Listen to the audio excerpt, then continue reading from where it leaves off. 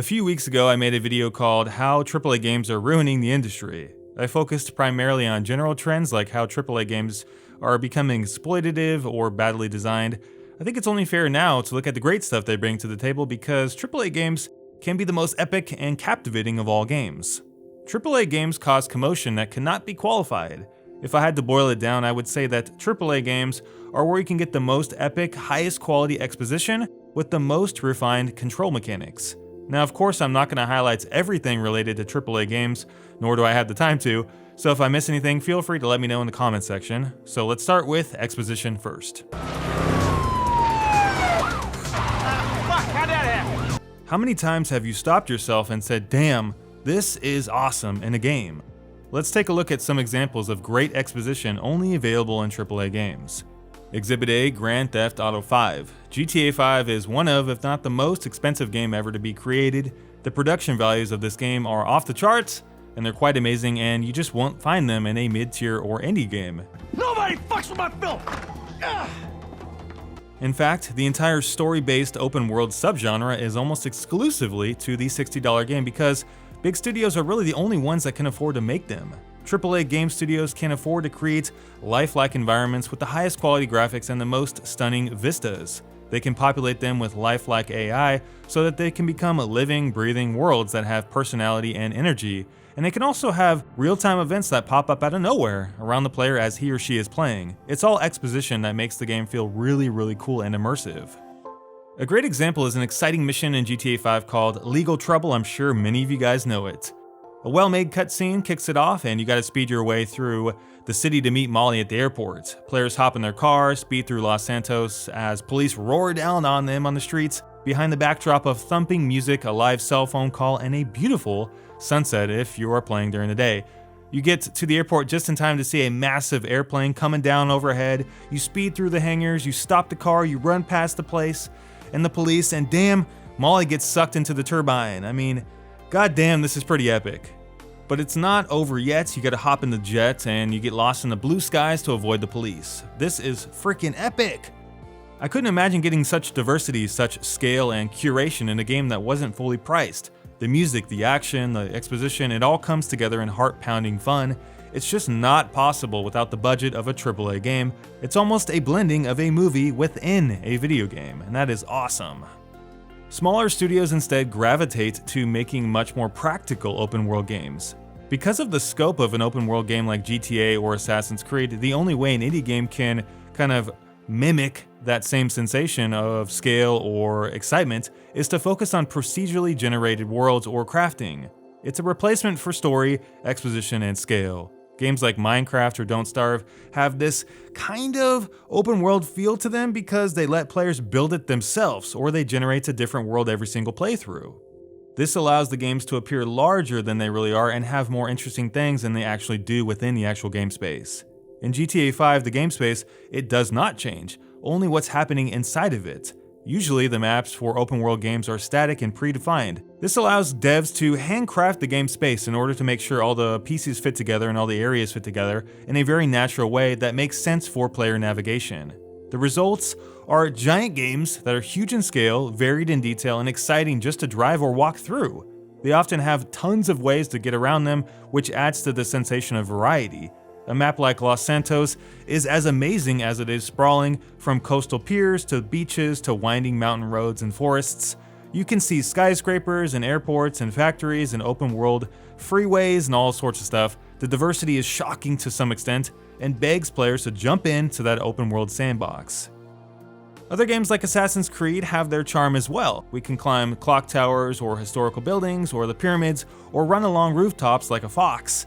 People are everywhere, things are happening organically, and it reacts to what you do. Run into a pedestrian and you'll fall over and they'll call you out. Unsheath your sword and guards will warn you to put it back in, and characters will punch you back if you're looking for a fight. AAA worlds aren't just epic for what they offer or what they look like, it's the gameplay incorporation that people find so compelling. They're full of characters and different gameplay scenarios. You might be playing Watch Dogs 2, for instance, and witness a robbery firsthand and decide to take action, which sends you on a foot chase through a back alley and then a gunfight. You might stumble on a married couple walking down the street during the day yelling at each other, or you might steal someone's car and have them shoot at you with a gun while you take off. It's these little moments that add so much to the kind of open world AAA experience, as opposed to kind of an indie game or a mid-price game. But it's also the gameplay exposition that makes many AAA games exciting, not just open world games. The AAA Tomb Raider games and the Uncharted series are a great example of this. You've got all the exposition here. High quality cutscenes with well voice acted dialogue and green screen animations, big budget set piece moments, some of which are actually interactable, and in-game narration while physically playing. Quick! Swing me to the other side! You've got to navigate rock slides on your bare ass, or climb up ice walls that threaten an avalanche, or race up the cargo of a flying airplane while getting shot by bad dudes, pulling a parachute on yourself as the airplane explodes, sending you back to the fiery hot dunes below you in style. I mean, goddamn, this is awesome.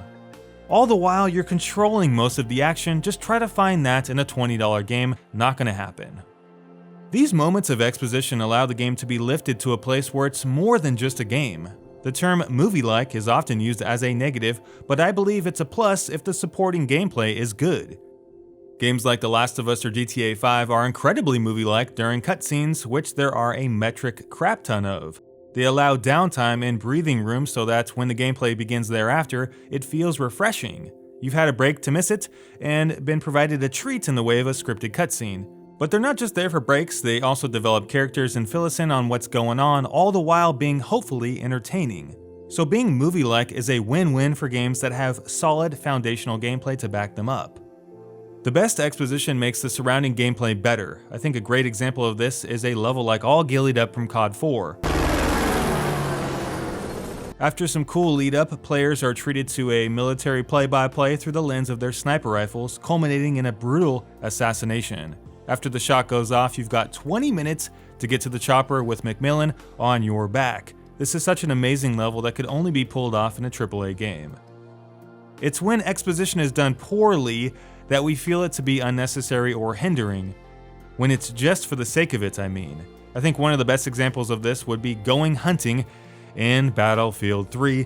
While it's beautiful, the exposition is sheer boredom and tapes off any meaningful gameplay. You basically watch the level and that's not very good. But when done right, exposition adds so much to a AAA game. Smaller price games may not be able to deliver on the scale, epicness, or gameplay integration of great exposition, but they can at least provide alternatives. Loading screen recaps, journal entries, a codex, audio diaries, a narrator, propaganda or graffiti on walls, or sometimes environmental storytelling. These things often elevate the mid-priced or indie games such as a Bastion or Transistor, for example. But for getting that epic cinematic presentation both visually and integrated into gameplay, you've got to play that AAA game. The other thing more often present in AAA games is the feeling of quality mechanics and playability. To be frank, AAA games often feel more polished and just better, not always but more often than not. Games like Wolfenstein, COD, and Doom, or others, just feel superior to indie shooters. I think one of the more easy comparisons to make would be the most popular indie shooting game versus one of the most popular AAA shooting games, PUBG versus Battlefield 1.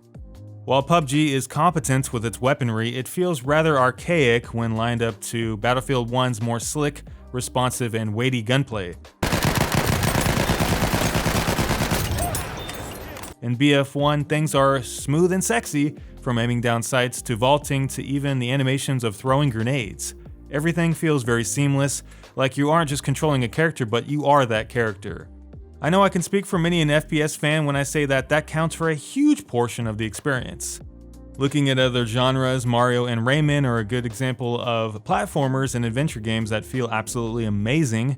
And then there's Dirt and Forza for the racing genre, Final Fantasy 15 and Nier for role-playing games, Horizon Zero Dawn for the third-person open-world game. These are just a few examples of games that have such slick gameplay. Comparing them to cheaper games in the same genres, there is often very little comparison. Just like using procedural generation to build pseudo-exposition, cheaper games fall back on the creativity of gameplay to make their games feel more refined and feel a little bit better than they otherwise would be. A game like Brothers: A Tale of Two Sons has some of the most amazing mechanical innovation in how players interact with the game. Just the way the game pulls you into it by way of using the controller as a narrative tool is so amazing. This game truly feels mechanically advanced even though the mechanics are incredibly basic.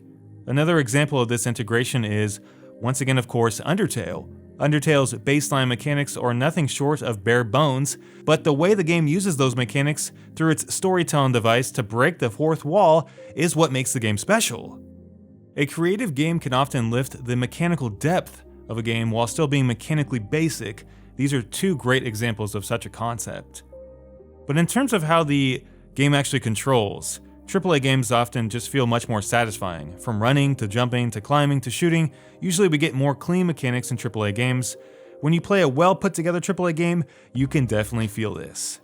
Whether or not that mechanical excellence leads to more meaningful gameplay is up to the player.